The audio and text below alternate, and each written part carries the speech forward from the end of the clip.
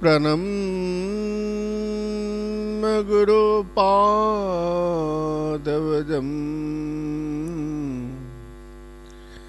श्रीचैतन्यमहाप्रभुम् श्रीराधावल्लभं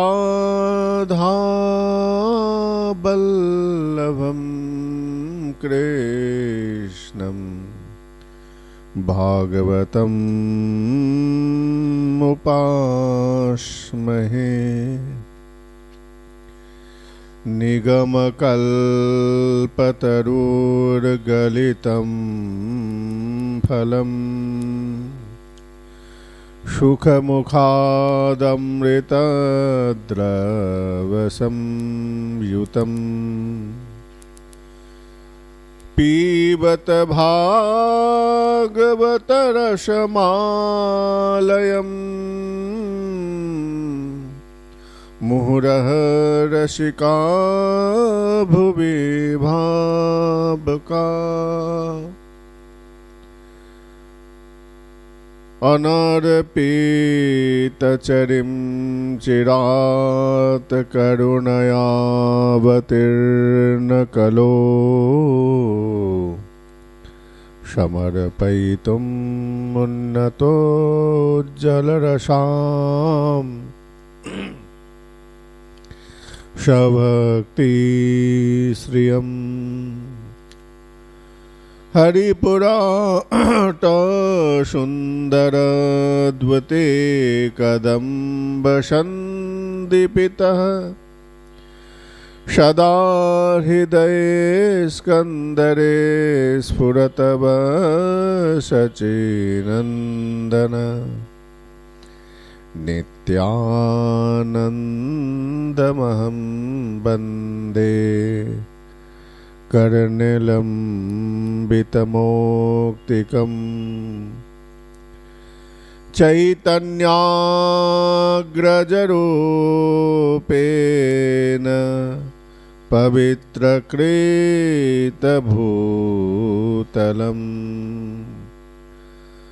वाञ्छाकल्पतरुभ्यश्च कृपा सिन्धोर्वैव च पतितानं पावनेभ्यः वैष्णवेभ्यः नमो नमः।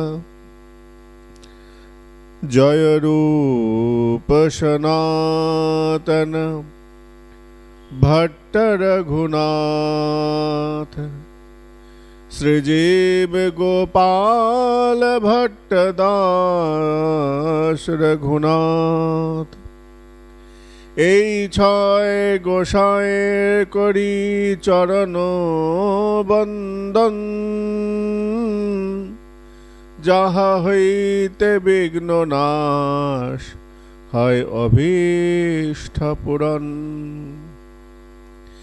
हे कृष्ण करुणा सिंधु दीनबंध जगतपते गोपेश गोपिकान्त राधाकान्त नमस्तुते।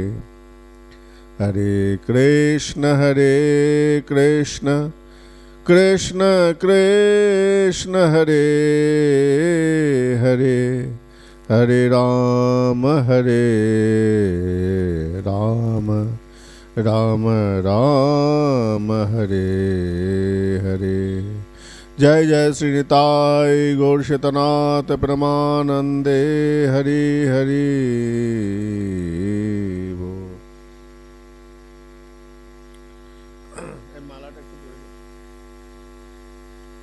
जय गौर।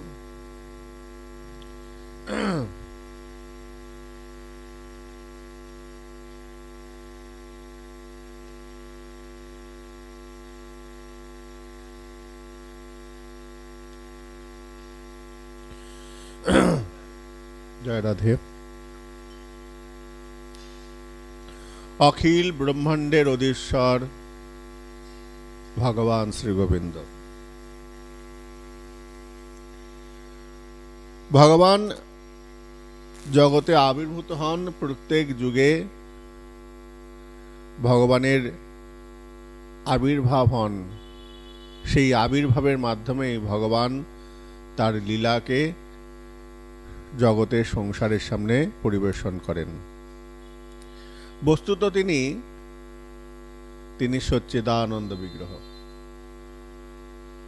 কিন্তু ভক্তের টানে ভগবান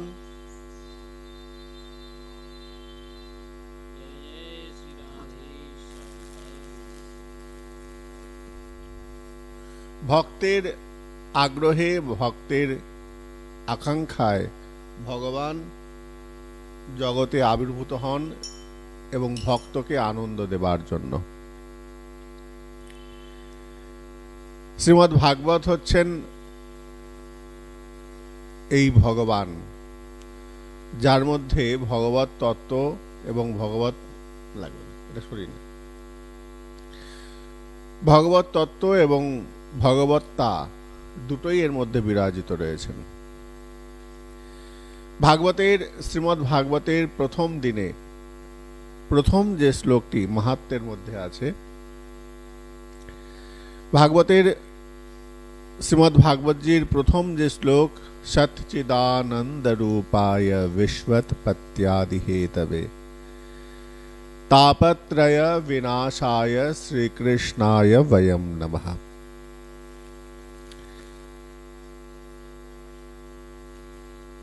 ভগবান সচ্চিদানন্দ বিগ্রহ, সৎ চিদ আনন্দ।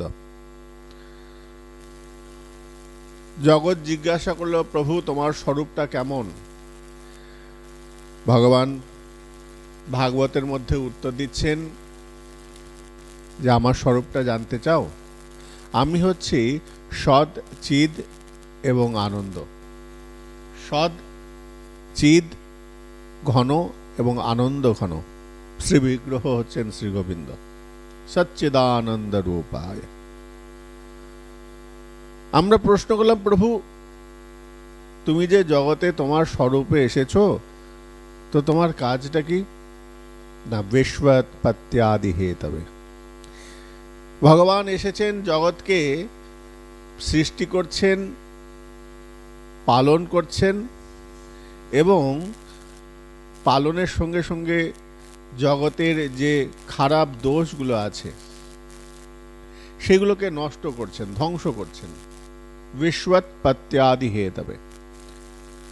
যখন প্রয়োজন হলো সৃষ্টি করলেন, যখন মনে হলো সেটাকে সংরক্ষণ করলেন, যখন মনে হলো না আর নয়, এবার এটা বিশ্রাম, তখন আবার সেটাকে ধ্বংস করে আবার নতুন করে শুরু করছেন। তাই বিশ্বৎপত্যাদি হেতবে। আর কি না, প্রভু বিশ্বকে তুমি সৃষ্টি করছো, সৃষ্টির মধ্যে কত জীব আছে, কত কিছু আছে, তো এই সৃষ্টির জীবের জন্য কি করছো? ভগবান বললেন তাপত্রয় বিনাশায়। এই যে সৃষ্টির যত জীব আছে, বস, আচ্ছা, সৃষ্টির যত জীব আছে সেই জীবের মধ্যে তিন প্রকার তাপ উৎপন্ন হয়, আদি দৈবিক, আদি ভৌতিক, আধ্যাত্মিক। এই তিন প্রকার তাপকে ভগবান বিনিষ্ট করেন। তাপত্রয় বিনাশায় শ্রীকৃষ্ণায় বয়ম নমঃ।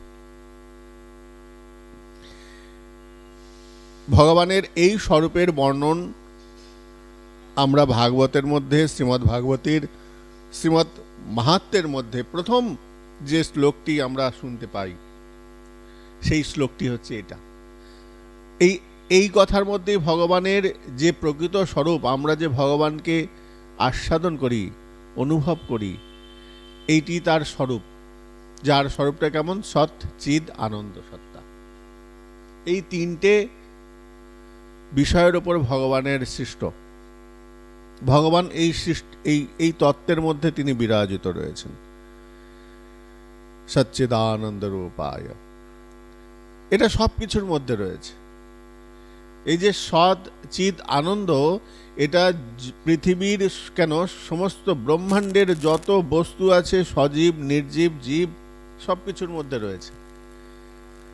কোথাও নেই এমন বিষয় বলে নেই যেখানে এই তত্ত্বটা নাই। তাই ভগবান সর্বত্র বিচরণ করছেন। পশুর মধ্যেও আছেন, প্রাণের মধ্যেও আছেন, জলের মধ্যেও আছেন, গাছের মধ্যেও আছেন। এই সৎ চিৎ আনন্দ সত্তা যেখানে থাকবে সেখানেই এই ভগবানের আশ্রয়। আর যেখানে ভগবানের আশ্রয়, ভগবান কি করেন? তাপত্রয় বিনাশায়, সেই আদি দৈবিক, আদি ভৌতিক এবং আধ্যাত্মিক সেই 3 প্রকার জ্বালাকে প্রভু আমার বিনষ্ট করেন।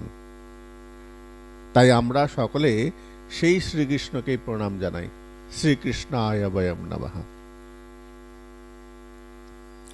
অনেকেই আছেন, কিন্তু সবাই তাপত্রয়কে বিনাশ করেন না।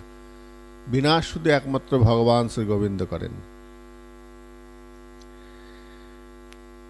এদিকে এই শ্রীমদ্ ভাগবতের বর্ণন প্রসঙ্গে আমরা ভাগবতের মধ্যে যে প্রসঙ্গটা পাই, নৈমিষারণ্যে মহারাজ পরীক্ষিত মহারাজ বসে আছেন, শ্রীল সুখদেব গোস্বামীপাদ ভাগবত কথা শুনতে বসেছেন, শোনাতে বসেছেন। আর সেখানেই এসেছেন অনেক ঋষিবৃন্দ। এই প্রসঙ্গটাই জিজ্ঞাসা করছেন। ওই 60,000 ঋষিবৃন্দ সুতমণিকে এসে প্রশ্ন করছেন, হে সাধু, তুমি জগতের মঙ্গলের জন্য জগতে এসেছো, কেননা সাধুর আগমনটাই মঙ্গলকারী। সাধু যেখানেই যান, সাধু যেখানেই উপস্থিত থাকেন, সেই জায়গাটাই মঙ্গল হয়ে যায়। যেমন ভগবানের উপস্থিতিটা মঙ্গলময়, তেমনি সাধুরা যেখানে বিচরণ করেন সেই স্থান, সেই জায়গা, সেই সব পরিবেশ সব পবিত্র হয়ে যায়। তো 60,000 ঋষিবৃন্দ নৈমিষারণ্যে উপস্থিত হয়েছেন। সেই কথা প্রসঙ্গ জানতে চাইছেন শৌনক আদি ঋষিবৃন্দ। শৌনক মানে ওই যে 60,000 ঋষিবৃন্দ, তারা একসঙ্গে সমবেত হয়েছেন এবং তাদের মুখপাত্র হিসাবে একজন প্রশ্নকর্তা। এই 60,000 ঋষির মনের কথা একত্রিত হয়ে শৌনক সে সুতমণির কাছে প্রশ্নটা রাখছেন। তো সেই ঋষিবৃন্দ এসেছেন, সবাই সুখদেব গোস্বামী সুতমণির কাছে প্রশ্ন করছেন। অনেক জিজ্ঞাসা, অনেক প্রশ্ন নিয়ে এসেছেন। সেই প্রশ্ন কার কাছে সমাধান পাবেন? না, সুতমণি আছেন, যিনি রোমহর্ষণ পুত্র, যাকে ভগবান সাক্ষাৎ সর্ববাঙ্ময় শক্তি সঞ্চার করেছেন। সেই সুতমণি ব্যাস আসনে বসেছেন।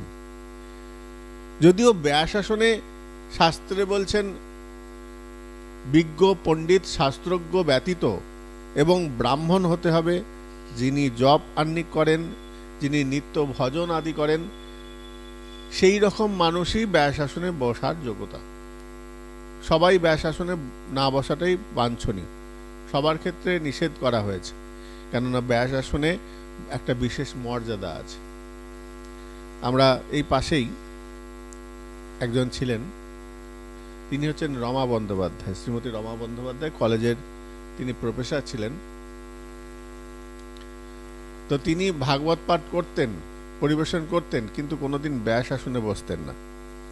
তিনি পাশে একটা আসন পেতে একটা গ্রন্থ রাখার স্থান, সেখানে গ্রন্থ রেখে সেখানে তিনি ভাগবত পরিবেশন করতেন, কিন্তু কোনোদিন ব্যাস আসনে বসতেন না। আমরা শুনেছি এবং দেখেওছি। কিন্তু মহাপণ্ডিত, শাস্ত্রজ্ঞ পণ্ডিত ছিলেন, সংস্কৃতে এবং অন্যান্য বিষয়ের উপর তিনি প্রচণ্ড দক্ষ ছিলেন। ভাগবত শ্রবণ বিধি এবং ভাগবতের যিনি বক্তা হবেন, উভয় পক্ষকেই ভগবত সম্বন্ধীয় ন্যূনতম জ্ঞান থাকতে হবে।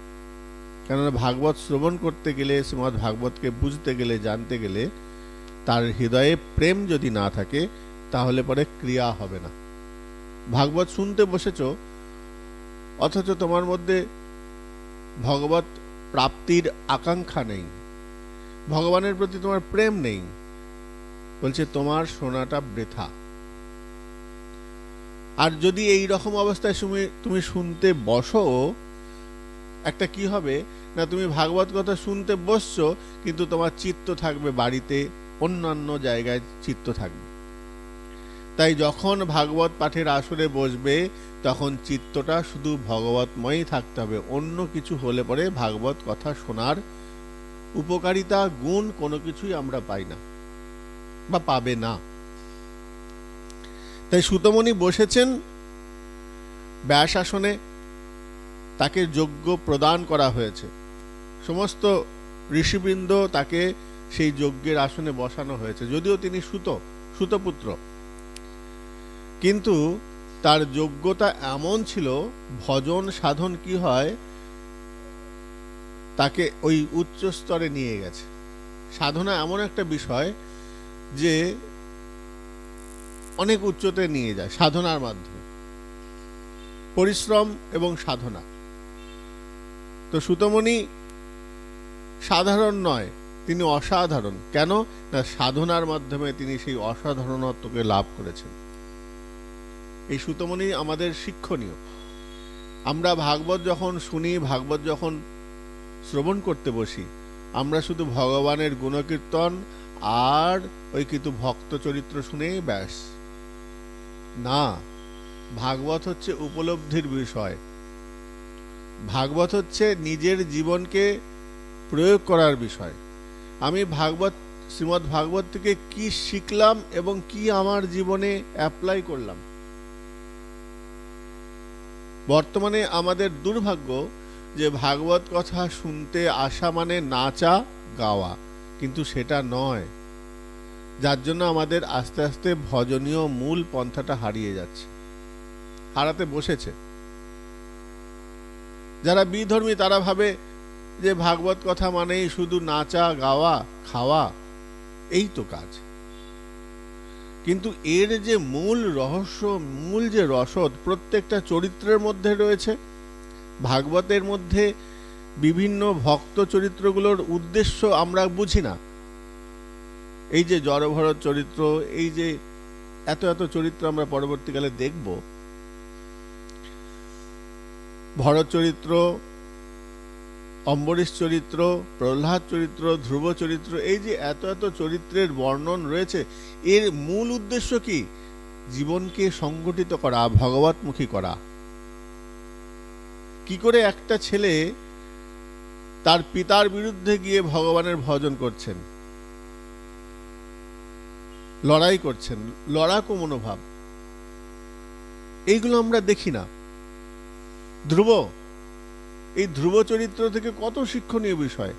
দেবর্ষিপাদ নারদের চরিত্র, তার জীবনটা, জীবনশৈলীটা কষ্টময়, তবুও তিনি ভগবত বিমুখ হননি। আমরা সামান্য একটু কষ্ট পেলেই ভগবানকে বিদ্রূপ করি, কত রকম কথা বলি, ভগবান তুমি কেন কষ্ট দিচ্ছ, তুমি কেন এরকম আমার সঙ্গে অন্যায় করছো। নারদের জীবনটা কত কষ্টময়। তো শৌনক আদি ঋষিবৃন্দ সুতমুনিকে প্রশ্ন করছেন যে হে ভগবান, হে সুতমুনি, আপনি আমাদেরকে ভাগবত কথার ওই পবিত্র রস আমাদের আস্বাদন করান। পবিত্র কেন না, যা মনকে এবং শরীরকে পবিত্র করে দেয়, সেই জন্য পবিত্র। যার মাধ্যমে ময়লা দূরীভূত হয়। এখন ময়লা শরীরে যদি অঙ্গের মধ্যে ময়লা লাগে, আমি সাবান দিয়ে শ্যাম্পু দিয়ে পরিষ্কার করলাম, কিন্তু অন্তরের ভেতরে যদি ময়লা থেকে থাকে, সেই ময়লাকে পরিষ্কার করার উপায় কি? সেখানে তো কোনো সাবান ঢুকবে না, সেখানে তো সাবান প্রবেশ করবে না। তুমি গলার ভেতরে সাবান দিয়ে পরিষ্কার করতে পারবে? একটা সাবান নিয়ে একটা সার্পের গুঁড়ো গিলে খেয়ে নিলে, দিয়ে জল খেয়ে একটু শরীরটা ঝাঁকিয়ে নিলে, সব পরিষ্কার হয়ে গেল, হবে? বলে না, তোমাকে হসপিটালে ভর্তি হতে হবে। গায়ে সাবান মাখলে ঠিক আছে, কিন্তু ভেতরটা পবিত্র হবে কি করে?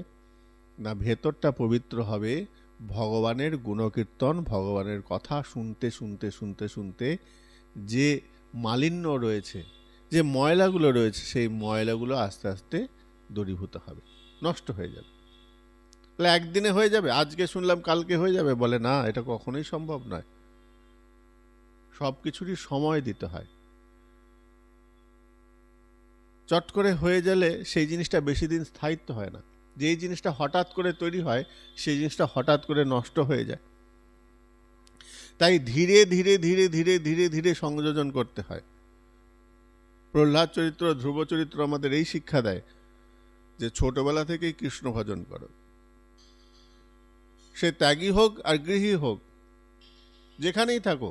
ঠাকুর নরোত্তম বলছেন, গৃহে বা বনেতে থাকে হা গৌরাঙ্গ বলে ডাকে, নরোত্তম মাগে তার সঙ্গ। তুমি গৃহের মধ্যে থাকো, কিন্তু হৃদয়টা গোবিন্দ চরণে থাকুক। মনটা যেন অপবিত্র না হয়। আমরা কৃষ্ণ নাম কেন করব, কেন গৌর নাম করব? না, আমাদের যা স্থানটা যদি ফাঁকা থাকে তাহলে কি হবে? ময়লা প্রবেশ করার থাকে, ময়লা প্রবেশ করবে। তোমার আগে থেকেই যদি তোমার ঘরে কেউ একজন বাস করে, তাহলে পরে সেই মানুষটা তোমার ঘরকে প্রতিদিন যত্ন করবে, রক্ষা করবে, ময়লা পরিষ্কার করবে। আর মনের মধ্যে যদি ফাঁকা থাকে, মনের ঘরটা যদি ফাঁকা থাকে, তাহলে পরে কি হবে? বিভিন্ন রকম পশু পাখি, সাপ, অন্যান্য জন্তু ঝুল পড়বে, মাকড়সার ঝুল পড়বে। কেন? ঘরে কেউ নেই তো। যখন ঘরে কেউ না থাকবে তখন কি হবে? এই সব জন্তু জানোয়ারের বাসা হবে। আর তুমি ওই ঘরের মধ্যে কাউকে রাখলে, বলে তুমি আমার ঘরটায় থাকো, সে যখন থাকতে থাকবে তখন সে ঘরটাকে পরিষ্কার রাখবে, পরিষ্কার পরিচ্ছন্ন। অনেকে থাকে না, কলকাতায় বাড়ি আছে, দেশেও বাড়ি আছে, দেশের বাড়িতে কেউ থাকে না, যদি একজন লোক রেখে দেয়, সেই লোকটা অন্তত ঘরটাকে যত্ন করবে, পরিষ্কার পরিচ্ছন্ন রাখবে।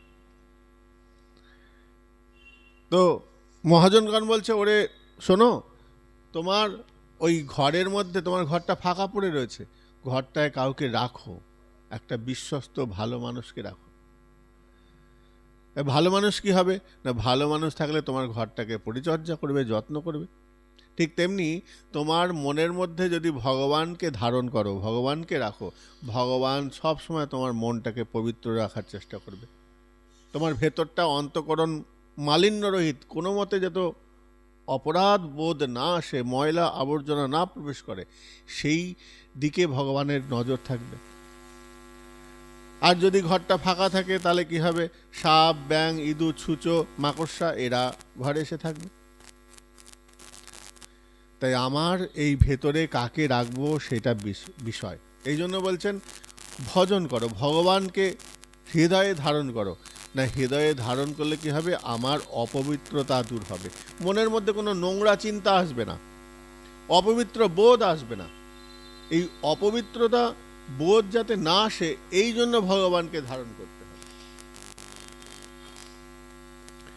তো শৌনকাদি ঋষিবৃন্দ বলছেন, হে সুতমণি, আপনি আমাদেরকে ভগবানের কথা বলুন।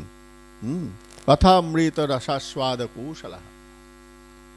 আপনি খুব কুশল ব্যক্তি। কেন কুশল ব্যক্তি? না, আপনি কিভাবে ওই ভাগবত রসকে আমাদের মধ্যে প্রবেশ করিয়ে দেবেন, এই বোধটা আপনার মধ্যে ভালো আছে। কিভাবে বলতে হয়। এখন কথা তো অনেকেই বলে, তাই না? কথা তো অনেকেই বলে, কিন্তু কথার মতন বলা, বলার মতন বলা সবাই বলতে পারে না। বক্তা সবাই হতে পারে না। বলার জন্য সেই রকম শৈলী জানতে হবে, বলার পদ্ধতি আছে। তাই বলছেন কথামৃত রসাস্বাদ। আপনি যেইভাবে বলছেন, সেই ভগবানের কথারূপ আস্বাদন আমাদের যে করাচ্ছেন, এটা বড় কৌশল।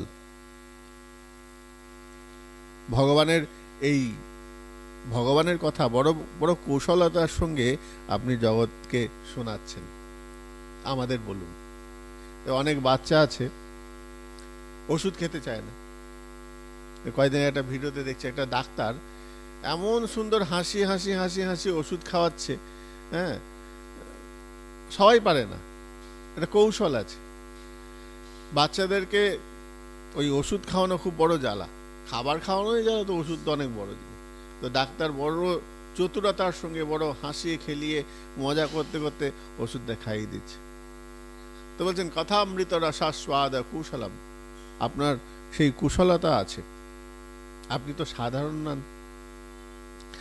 ভাগবতে বলছেন অজ্ঞানধ্বন্ত বিধ্বংস কটিসূর্য সমপ্রভ সুতাক্ষাহি কথাসারম মম কর্ণরসায়নম। হে সূর্য মহারাজ, আমরা এসেছি, আমাদের হৃদয়ে বড় অজ্ঞানতা রয়েছে, ঘোর অন্ধকারে আমরা রয়েছি।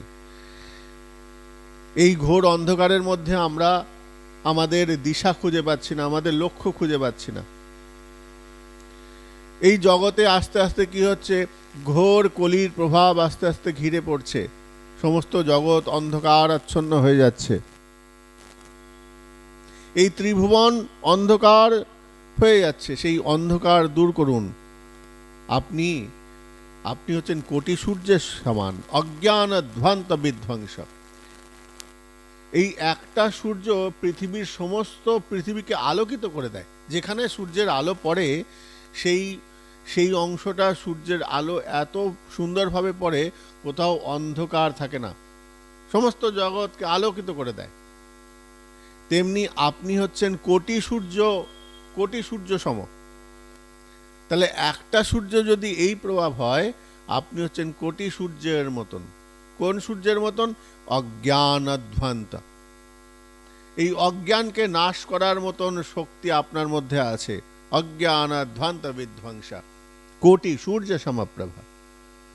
সূর্যের যে প্রভা, যে আলো জগৎকে আলোকিত করে, সেই রকম আপনার যে জ্ঞানের জ্যোতি, সেই জ্ঞানের সূর্য সম আলো এই জগৎ সংসারকে আলোকিত করুন। সুতাক্ষাহি কথাসারম মম কর্ণরসায়নম। আপনার কথা আমাদের কর্ণদ্বারকে বড় আনন্দ দেয়। হে ঋষিবর, হে সুতমণি, আপনি কৃপা করে বলুন। আপনার মতন এই শাস্ত্রজ্ঞ জ্ঞানী এই জগতে আর দ্বিতীয় নাই। কেন না? সূর্য একটাই হয়, সূর্য জগতে একটাই হয়। এই সৌরমণ্ডলের মধ্যে একটাই সূর্য আছে। ঠিক তেমনি এই বর্তমানে আপনার মতন এই পণ্ডিত, শাস্ত্রজ্ঞ এবং ভগবত অনুভব প্রাপ্ত যে পণ্ডিত তো অনেকেই হয়। শুধু পণ্ডিত হলেই হবে না, ভগবানের প্রতি অনুভব থাকতে হবে, ভজনে আগ্রহী থাকতে হবে। যিনি সাধন ভজনকে যাজন করেন, এই রকম ভক্তের মুখ থেকে হরি কথা শুনতে হবে। আর আপনি হচ্ছেন সেই রকম। এই জগতে চিন্তামণি আছে, চিন্তামণির লোক সুখম শরদ্র স্বর্গ সম্পদম। একটা মণি আছে, যে মণিটা চিন্তা করলেই তুমি যা যা চিন্তা করবে সেই বস্তু তোমার সামনে এসে উপস্থিত হবে। চিন্তামণির লোক সুখম শরদ্র স্বর্গ সম্পদম। যদি তুমি স্বর্গের সুখ চাও, সেই স্বর্গের সুখকেও তোমার সামনে এনে দিতে পারে। স্বর্গের এমন এমন বস্তু আছে, যে বস্তুগুলোকেও এনে দিতে পারে। কিন্তু এই চিন্তামণি বলো বা কল্পবৃক্ষ বলো, এরা কিন্তু ভগবত প্রেম এনে দিতে পারে না। এরা এই জাগতিক বস্তু এনে দিতে পারে। আমার টাকা নেই, অর্থ সংকট, অর্থ দেবে। আমার ঘরে সুন্দর জিনিস, আমার ঘর নেই, ভালো ঘর রাজপ্রাসাদ করে দেবে। আমার সুন্দরী বউ নেই, সুন্দরী বউ এনে দেবে। আমার সুন্দর ছেলে নেই, সুন্দর ছেলে এনে দেবে। এই যে জাগতিক বিষয়, ভৌতিক বিষয়ে যে বস্তুগুলো, সেই বস্তুগুলো এনে দেওয়ার সামর্থ্য কল্পবৃক্ষেরও আছে, আর ওই চিন্তামণির আছে। স্বর্গসুখ এনে দিতে পারে, কিন্তু ভগবত প্রেম দেবার সামর্থ্য কিন্তু এদের নাই। এটা কোথায় পাবো? যখন গুরুপ্রীতা, গুরুদেব যদি প্রীত হন, একমাত্র তিনি পারেন ভগবানকে আমার হাতে সমর্পণ করতে। তিনি ভগবানকে এনে দিতে পারেন। হ্যাঁ, চিন্তামণি লোক সুখম শরদ্র স্বর্গ সম্পদম যদ গুরুপ্রীতঃ। যদি গুরুদেব সন্তুষ্ট হন, তাহলে যাকে পাওয়া যায় না সেই অপ্রাপ্ত বস্তুকেও তিনি আনিয়ে দিতে পারেন। প্রযচ্ছতি গুরুপ্রীতঃ বৈকুণ্ঠ যোগী দুর্লভম। ওই যে বড় বড় যোগীরা রয়েছে, ওই যোগীদের কাছেও এই এই ভগবত প্রাপ্তিটা বড় কঠিন। হ্যাঁ, বলছে ভগবানকে কি করে পাবে? বলে যোগের দ্বারা পাবে। বলে না, সম্ভব নয়। জ্ঞানের দ্বারা পাবে? বলে জ্ঞানের দ্বারাও ভগবানকে পাওয়া যায় না।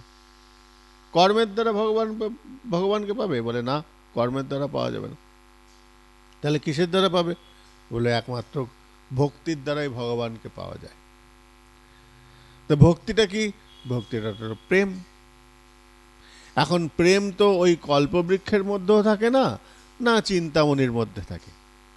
চিন্তামণির লোক সুখম শরদ্র স্বর্গ সম্পদম। স্বর্গের সুখ সমৃদ্ধি এইগুলো কল্পবৃক্ষ আদি এরা এনে দিতে পারে, কিন্তু ভগবত প্রাপ্তি বা ভগবানকে এনে দেবার সামর্থ্য এদের কখনোই ছিল না, নেইও, কোনোদিনই নেই। তাহলে কে পারে?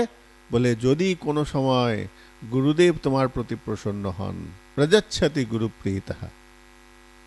যখন গুরুদেব তোমার প্রতি প্রসন্ন হবেন, গুরুদেব যখন মনে করবেন না এই ছেলেটা এখন ঠিক হয়েছে, ভগবত ভজনের জন্য উপযুক্ত, প্রযচ্ছতি গুরুপ্রীতঃ, আমার প্রতি গুরুদেব যখন সন্তুষ্ট হবেন, তখন ওই যে বৈকুণ্ঠের যে নিবাসী ভগবান শ্রী গোবিন্দ, সেই যোগীদের পক্ষেও যে দুর্লভ, যোগীরাও যাকে পান না, সেই যোগীদের দুর্লভ বস্তু ভগবানকে আমাকে পাইয়ে দিতে পারেন।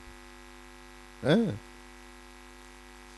এই জন্য সূর্য মহারাজ, হে মহারাজ, আমরা জানি যে এই ভাগবত সবাই পারবে না, আপনি উত্তম ব্যক্তি, আপনি আমাদের কাছে এই ভগবানের বৈচিত্র্যময় যে প্রসঙ্গ আছে সেগুলো আপনি আমাদের কাছে পরিবেশন করুন।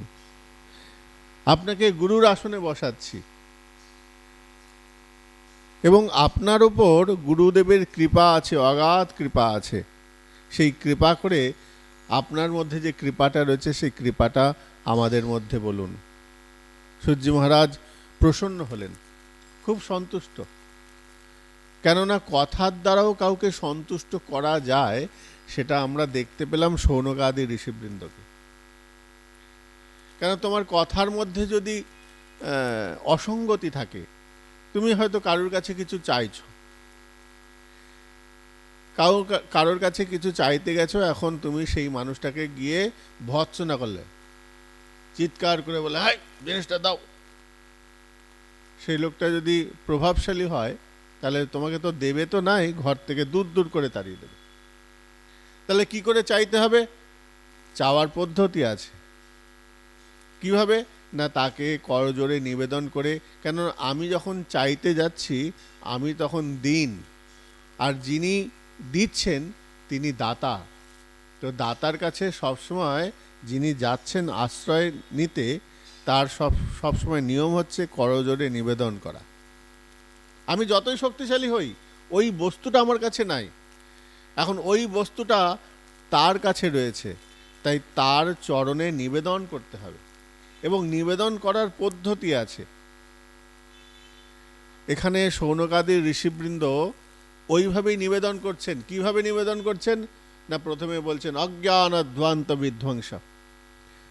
আপনি এই জগতের যত যত অজ্ঞানতা আছে, সেই অজ্ঞানতাকে দূর করার সামর্থ্য আপনি রাখেন হে সুতমণি।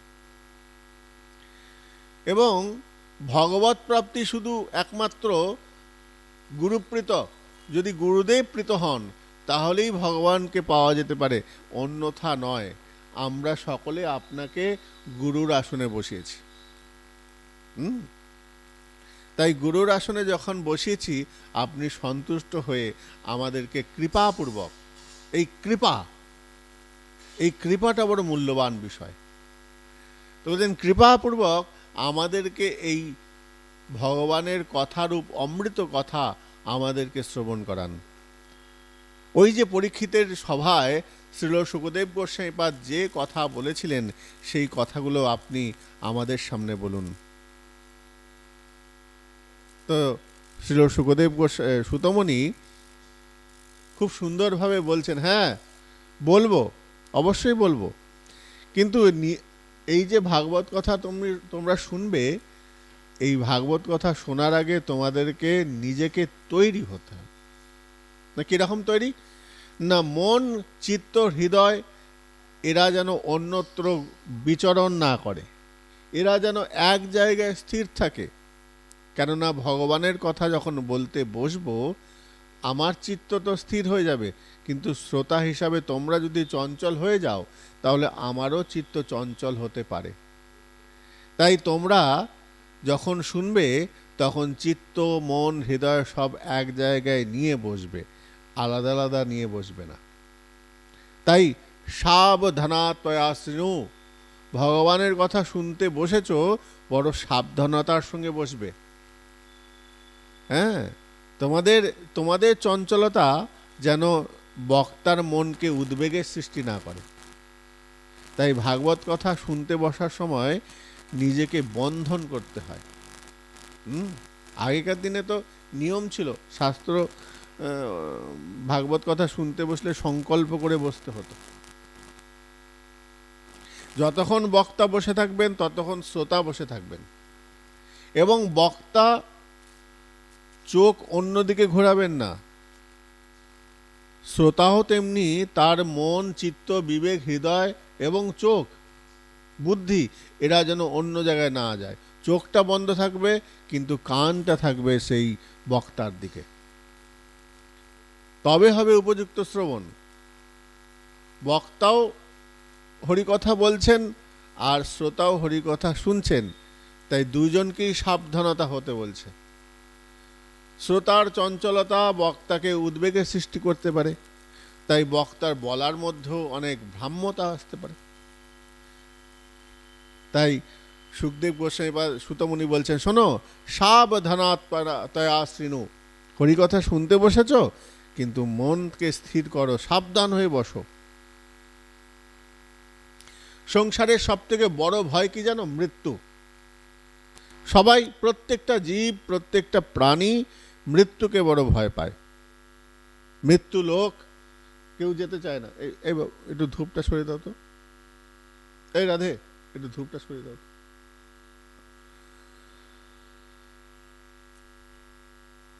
এই যে আমরা সংসার বলছি, হ্যাঁ নিচে দিই, তা আমাদের এই সংসার সম্বন্ধে একটু অবগত হওয়া উচিত। সংসার কি? সংসরতি ইতি সংসার। এই সংসার প্রতি মুহূর্তে সরে সরে যাচ্ছে, একটু একটু করে সরে যাচ্ছে। জগতে এই সংসার আস্তে আস্তে ধীরে ধীরে সরে যাচ্ছে। যে যতই আষ্টে পিষ্টে ধরে রাখতে চাক, সংসার কিন্তু তার নিজের জায়গা থেকে পিছলে পিছলে যাচ্ছে। যে যত শক্ত করে জড়িয়ে ধরতে চাইছে, তার থেকে তত আস্তে আস্তে ধীরে ধীরে ধীরে ধীরে সরে যাচ্ছে। দেখবে বালিকে মুঠো করে চিপে ধরবে, দেখবে ঠিক সুসু সুসু সুসু করে বেরিয়ে যাচ্ছে, বালির মতন। বালিকে এক মুঠো বালি নেবে, বালি নিয়ে ধরে দেখো, একটু কোথাও হালকা পেলে পরে সেই বালি ওখান দিয়ে ঝুঝুর করে বেরিয়ে চলে যায়। তো সংসারটা সেরকম। আমরা যাদেরকে আপন বলে জড়িয়ে চেপে ধরে রাখতে চাইছি, একটু বাধা পেলেই, একটু কষ্ট পেলেই তারা আমাদের থেকে সরে যাচ্ছে। সংসারয়তি ইতি সংসার। এই জগতে কেউ আপন নয়, আমরা শুধু আপন হওয়ার চেষ্টা করি। আপনতা মুহূর্তের মধ্যে পরিবর্তন হয়ে যায়। যখনই আমার মনের মতন কোনো জিনিস না পাচ্ছি, তখনই আমার শত্রু হয়ে যাচ্ছি, তাই না? আমি কাউকে তার মনের মতন দিতে পারলাম না, এতদিন দিয়ে আসছি। দেখবে, লক্ষ্য করে দেখবে, অনেক মানুষ আছে সারা জীবন অনেক ভালো কাজ করে গেল, পরিবারের জন্য করে গেল, একদিন হয়তো ছোট্ট একটা ত্রুটি হয়ে গেল, তার জন্য তাকে কথা শুনতে হয়। কিন্তু এতদিন যে সে ভালো কাজটা করে আসছে তার জন্য সে প্রশংসা পায় না। একটা দিন খারাপ কাজ করলো, হয়তো ভুল করে হয়ে গেছে, তার জন্য চিৎকার চেঁচামেচি এসে যায়, সম্পর্ক নষ্ট হয়ে যায়। বিশেষ করে জমি জায়গা নিয়ে ভাইয়ে ভাইয়ে অশান্তি হচ্ছে পরিবারের মধ্যে, ওই একটা ঘরের মধ্যে ভাগ হয়ে যাচ্ছে, সিঁড়ি অর্ধেক, সব কিছু অর্ধেক অর্ধেক হয়ে যাচ্ছে। হ্যাঁ, ছোটবেলা থেকে একসঙ্গে বড় হচ্ছে, কিন্তু বড় হয়ে তারা আলাদা হয়ে যাচ্ছে, বিচ্ছেদ হয়ে যাচ্ছে। সংসার তিথি সংসার, এতদিন যে যাকে ছাড়া বাঁচবো না বলে মনে করছিলাম, সে ছেড়ে চলে গেল। কত বিবাহ বন্ধন হচ্ছে, প্রেম করে বিয়ে করছে, তাই না? তারপর দুদিন পর ডিভোর্স হয়ে চলে যাচ্ছে। তো সংসারে কেউ কোনোদিন কাকে তুমি চেপে ধরে রাখতে পারবে না। সূর্যি বলছেন তুমি কোনোদিন কাউকে চেপে ধরে রাখতে পারবে না। কেন? সংসারের নিয়মই এটা। সংসারায়তি, সবসময় সংসার সরে সরে যাচ্ছে। আমাদের সাথে এই রকম হচ্ছে, এটাই জগতের নিয়ম। সুখদেবজি মহারাজ শ্রীমদ্ ভাগবত সংহিতায় বলছেন কলিকালের নিয়ম কেমন জানো? কাল ব্যাল মুখগ্রাস ত্রাস নির্নাশত হেতবে শ্রীমদ্ ভাগবতম শাস্ত্রম কলো কীরেন ভাষিতম। দেখো দেখো, ওই সুখদেব গোস্বামীপাদ তিনি তো বস্তুত একটা তোতা পাখি, তো বলছেন তোতা পাখি বড় মিষ্টি কথা বলে। কথাটা খুব কঠিন, যে কথাগুলো বলে কথাগুলো খুব খুব মানে তেতো কথা, কিন্তু বলার পদ্ধতিটা, বলার যে শৈলীটা, সেটা বড় মিষ্টি। কঠিন কথাকেও এত সুন্দর করে মিষ্টি করে বলে, শ্রোতা যারা শোনেন তারা ভাবেন আহা কি বলল, অথচ কিন্তু সেটা তেতো। তেতো বস্তুটাকেও মিষ্টির এক প্রলেপ লাগিয়ে জগৎ সংসারকে শোনাচ্ছেন। বলছেন কাল ব্যাল মুখগ্রাসা ত্রাস নির্নাশ হেতবে। বলছেন দেখো, এই যে জগতে কল্যাণকারী যে ভাগবত রূপ ফল প্রদান করছেন শ্রী সুখদেব গোস্বামীপাদ, এই যে কালরূপী যে আমাদের দিকে তেড়ে আসছে,